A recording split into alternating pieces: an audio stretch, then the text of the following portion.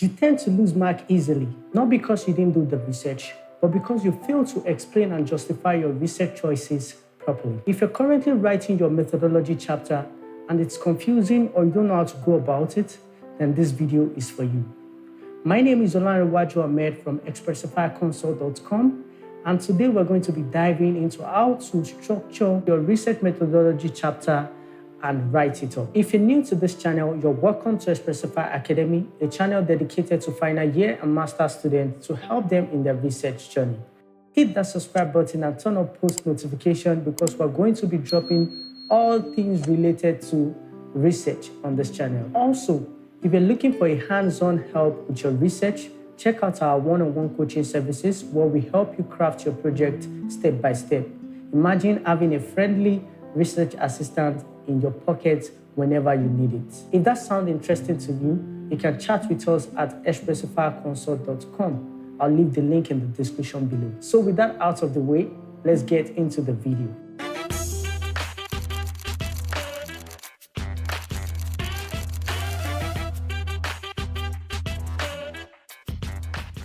So you might wonder, what exactly is expected in your methodology chapter? Your methodology chapter is where you have the opportunity to tell your supervisor or your marker or your examiner how you designed your study and how you justify each design choices. This is where you explain how your study was designed, how data was collected, how data was analyzed, and most importantly, why you made each decision and how they all fit together. Your methodology chapter should already be answering all the possible questions your supervisor might have to ask.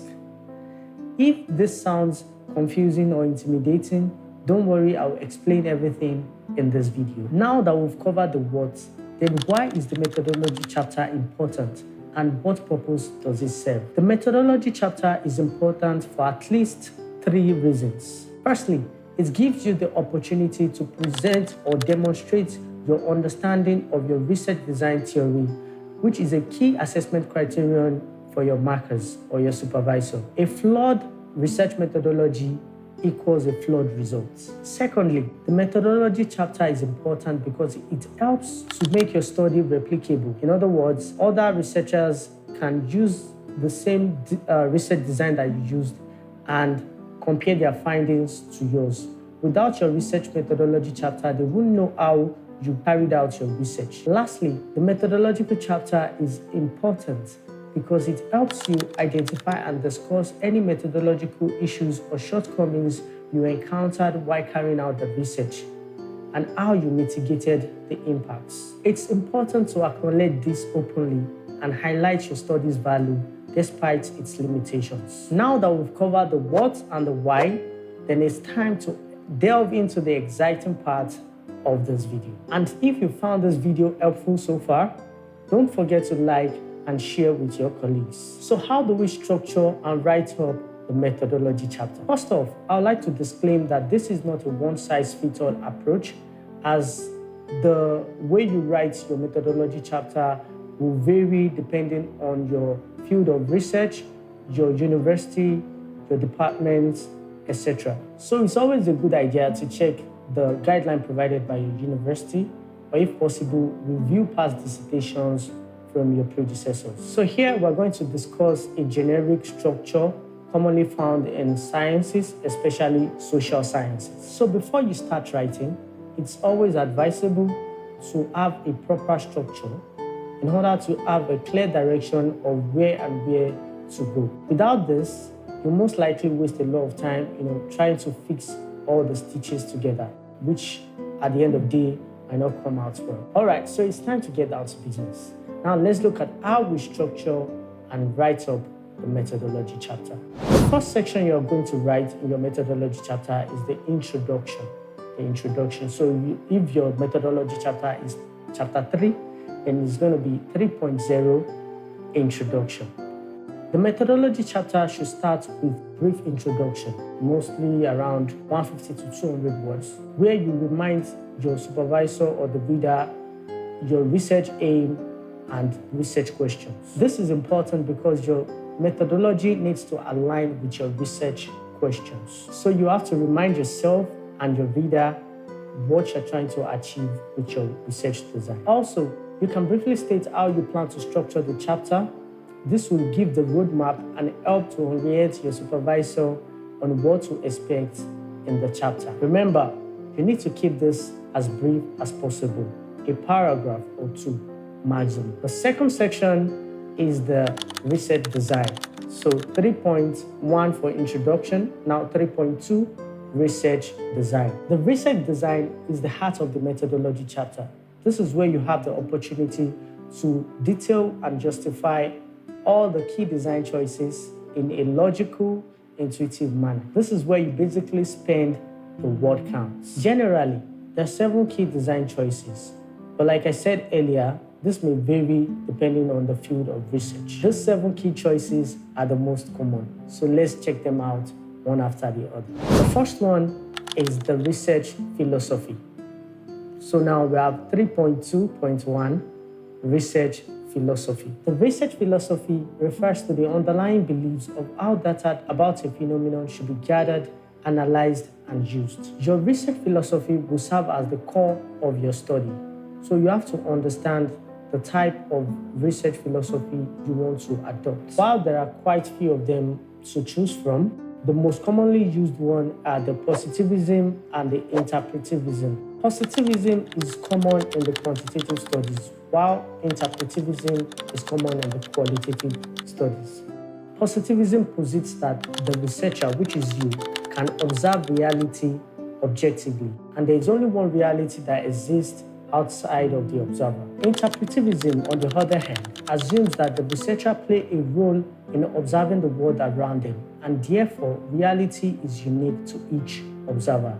In other words, reality is observed subjectively. These two philosophies demonstrate different approaches to research and have a substantial impact on all the subsequent research design choices. So you need to clearly detail and justify your research philosophy at the beginning of your chapter because it sets the scene for everything that follows. The second research design choice is the research approach. So 3.2.2, research approach. Here you have to indicate whether the research you conducted is inductive, deductive, or abductive. The two most common is the inductive and the deductive approach. With inductive, the theory is generated from the ground up, in other words, from the collected data, and therefore the study tends to be exploratory in terms of their approach. While deductive, on the other hand, starts with an established theory or set of theories and build on it from the collected data. Therefore, these studies tend to be confirmatory in terms of their approach. You can also add your methodological choice to this section, where you indicate whether you are carrying out a qualitative or a quantitative study. Ensure that your research philosophy and your methodological choice are tightly aligned. And the golden rule, always remember to justify all the choices you are making. Whether you are making a qualitative study, justify it, a quantitative study, justify why you are doing that. Now onto the design choice number 3, the research strategy. There are several research strategies, including experiments, survey, case studies, ethnography, and what have you. The right research strategy would depend largely on your research aims and research questions. Therefore, as with every other design choice, it is essential to justify the reason why you chose the strategy you use. The next design choice, which is number 4, 3.2.4, time horizon. The next thing you need to cover in your methodology chapter is your time horizon. There are 2 options here, cross-sectional or longitudinal. In cross-sectional, you are collecting data at a single point in time, while in the longitudinal, you are collecting data multiple times. That means over time. So if you collect data in 2025, you go back to collect data in 2026. And due to time constraints, most student projects are always cross-sectional. So most time you're going to be using the cross-sectional time horizon. However, the choice you make here depends on your research aims and objective. So the next is the design choice number 5, which is the sampling strategy. There are 2 main categories of sampling. the probability sampling, and the non-probability sampling. The probability sampling involves the random and therefore representative selection of a participant from a population, while non-probability sampling entails selecting a participant in a non-randomized and therefore non-representative manner. Again, this also depends on your research aims and questions. Ensure that every choice you're making aligns with your research aims and research questions. With your sampling strategy laid out, it's time to talk about how you collect your data, which leads us to design choice number 6, data collection method.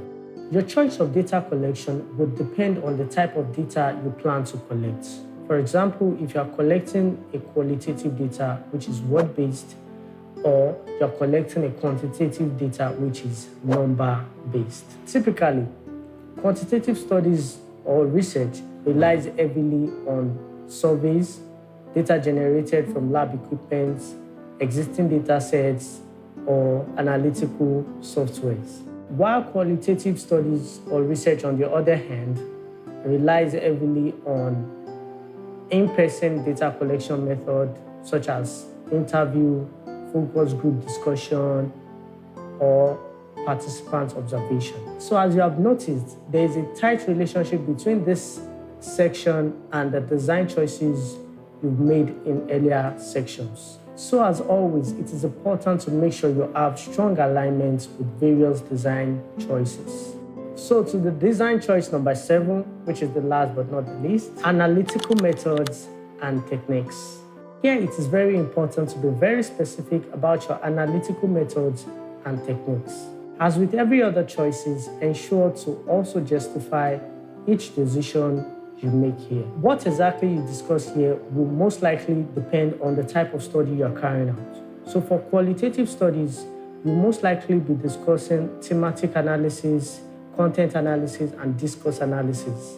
While for quantitative studies, you'll most likely be discussing the descriptive statistics and the inferential statistics, such as correlation and regression. It is also very important in this section to discuss how your data was prepared and the software you used, if any.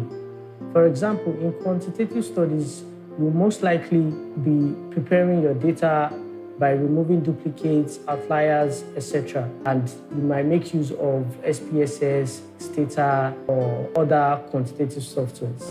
All right, so with these 7 core design choices covered, your methodology chapter is almost sorted. Now to the third section, 3.3, the methodological limitations. Now that you've outlined and justified your key design choices, the next step is to discuss the limitation of your design. You have to understand that there is no research methodology that is perfect. This is where you discuss the trade-offs you have to make and why these were justified given the context. So here it is important to be critical of the shortcomings of your study, as every study has limitations.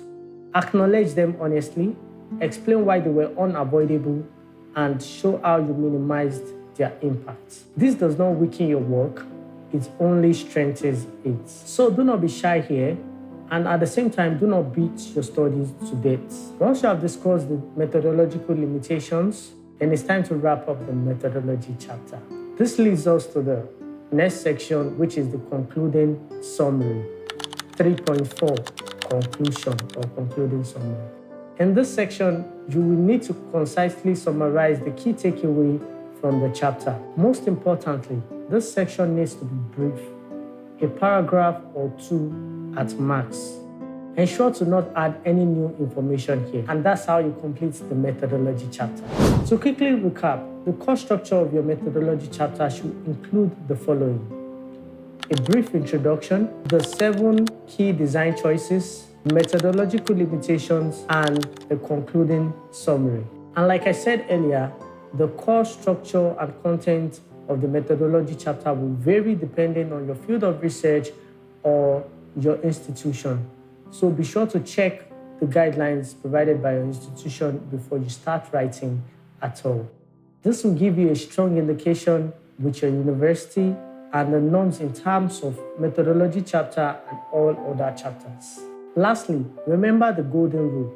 justify every choice. Make sure that you clearly explain the why for every what and reference credible methodology textbooks and academic sources. And there you have it. So if you found this video helpful, don't forget to like, subscribe, and share with a friend who's currently struggling with their projects. And if you're feeling stuck or you want a professional guidance, you don't have to do this alone. Feel free to visit www.expressifyconsult.com to chat with us. This is like having a professional work with you step by step, chapter by chapter, to help you craft that winning dissertation. You can also drop your research topic in the comment section. We may use it in a future example. Thank you for watching Expressify Academy. See you in the next one.